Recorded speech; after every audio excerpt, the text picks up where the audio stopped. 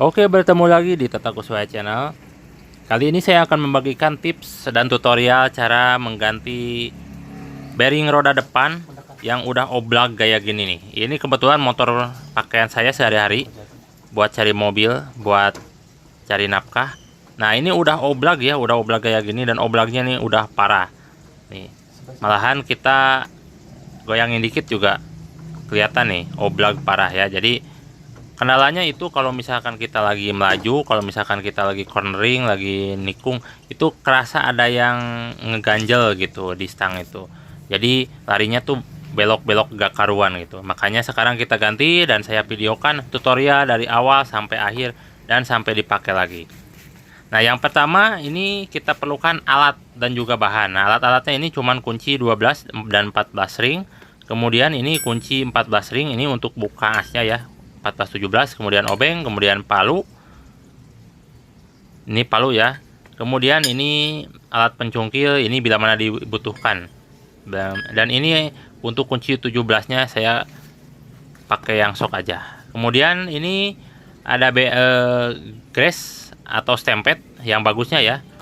Kemudian ini ada bearingnya sendiri. Nah, ini bearingnya sendiri orisinil Yamaha. Ini ori Yamaha, harganya memang cukup mahal bila dibandingkan dengan yang KW gitu ya. Tapi saya lebih baik pakai ori ya. Jadi lebih tahan lama, juga pemasangannya tuh lebih enak gitu, lebih presisi. Dan ini harganya cuma 28.000 satu bearingnya. Jadi total 2 bearing itu 56.000. Kita ganti keduanya karena ini kedua-duanya pasti ya. Pasti udah jelek. Tapi jangan lupa ya, sebelum kita buka bannya kita dongkrak dulu bagian tengah mesinnya biar ini bisa gerak bebas. Nanti bisa memudahkan kita untuk membuka bannya itu sendiri. Kalau gak diganjal itu sangat susah. Dan saya itu pakai dongkrak. Nah, kita buka ini pakai kunci 17. Pakai kunci 17 sok atau 17 ring, 17 pas juga bisa, tergantung kunci yang ada. Yang penting kunci 17 sama kunci 14 untuk buka asnya. Nah, ini cukup dibuka dan ketika udah longgar, nah dinaikin lagi aja ya. Ini soalnya susah. Dinaikin lagi dongkraknya.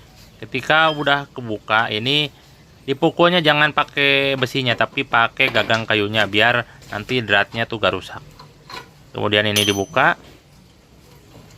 Dan cukup gampang sekali, Anda tidak perlu ke bengkel, jadi cukup pasang sendiri saja. Sangat gampang. Daripada Anda bayar ke bengkel 30.000 ya sayang. Nah, ini untuk bearingnya ya. Saya sekali lagi nih, udah oblak parah ini. Saya dari 2017 sampai sekarang belum pernah ganti. Jadi sekitar 6 tahunan. Nah, cara bukanya yang pertama ini sealnya dulu dibuka. Seal ini. Kemudian kita cek lagi juga memang ini benar-benar oblak ya. Nah, sealnya itu dibuka ya, untuk kiri kanan sealnya dibuka. Ini benar-benar oblak parah. Kemudian ini kita keluarkan bearingnya, ini menggunakan ketokan. Nah, ini bisa pakai baut yang udah jelek atau bisa pakai obeng yang ujungnya tuh nggak terlalu runcing ya, jadi yang lancip. Ini bisa nih, kayak gini. Sangat mudah sekali. Kalau misalkan ke bengkel Anda perlu 30.000, 40.000, mending pakai buat beli bahannya saja. Nah, ketika sudah kita ketok, ini udah keluar nih, tinggal dicungkil pakai obeng. Kemudian keluar. Nih, kelihatan nih. Oblak parah, Bos. Kemudian kita keluarkan as yang di dalamnya dan kita keluarkan lagi itu bearing yang satunya lagi. Dengan cara diketok seperti tadi. Pakai alat pengetok seadanya ya, tapi bisa keluar gitu. Sangat gampang. Ini proses pengerjaannya cuman memakan waktu 30 menit. 30 menit kurang malahan karena saya bikin video ini, jadi durasinya agak lebih lama karena biar kesut semua gitu.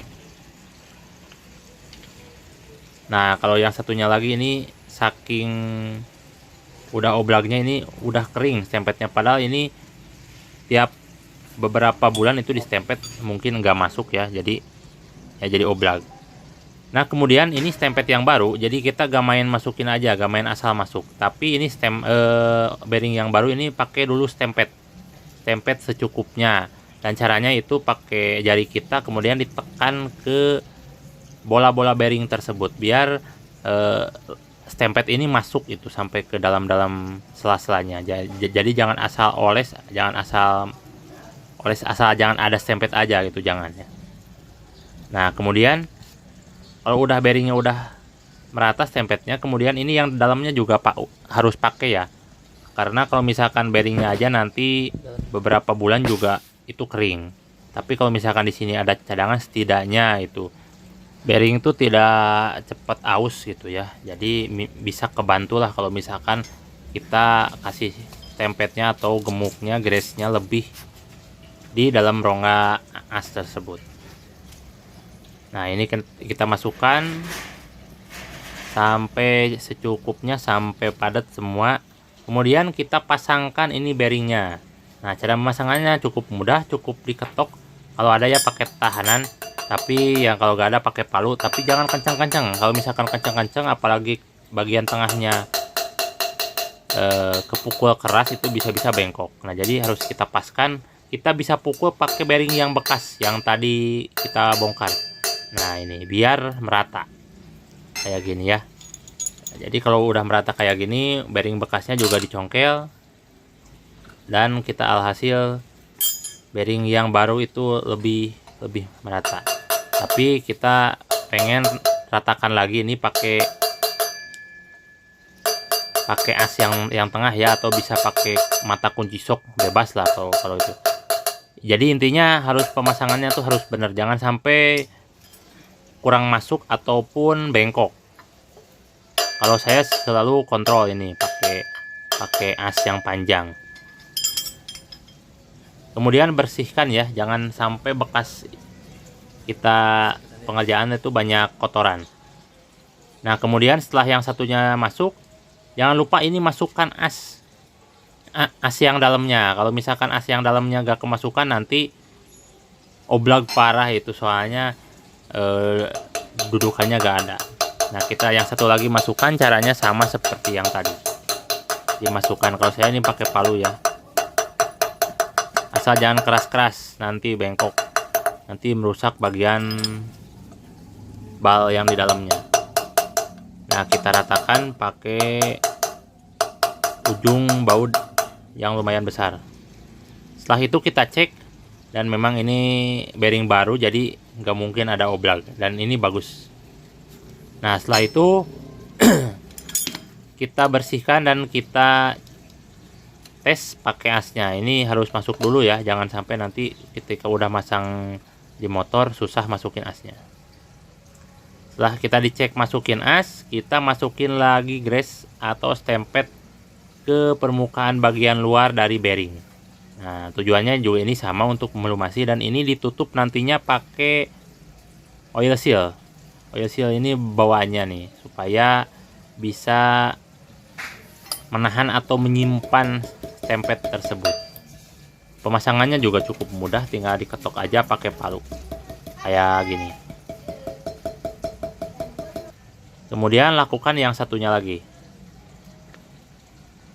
Pemasangannya cukup mudah, cukup gampang. Jadi Anda gak perlu ke bengkel, jadi bisa menghemat uang puluhan ribu lumayan. Kemudian kita rapihkan ya untuk oil sealnya, kita jangan sampai bengkok juga untuk pemasangannya. Nah setelah itu bersihkan.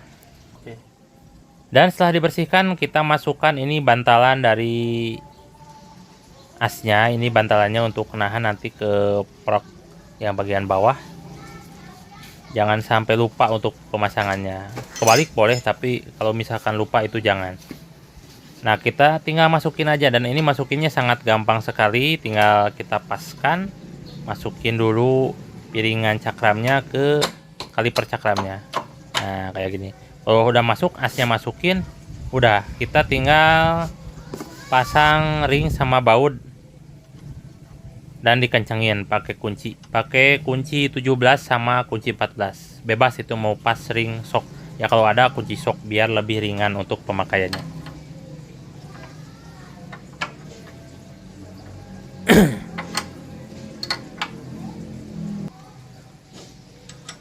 Nah, setelah itu kita kencangkan,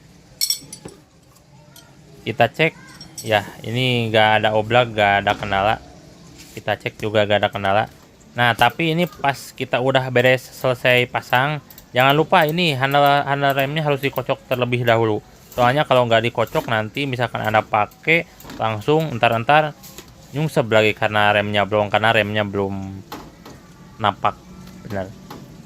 Oke, sekian dulu video tutorialnya dari saya. Sampai jumpa di video selanjutnya.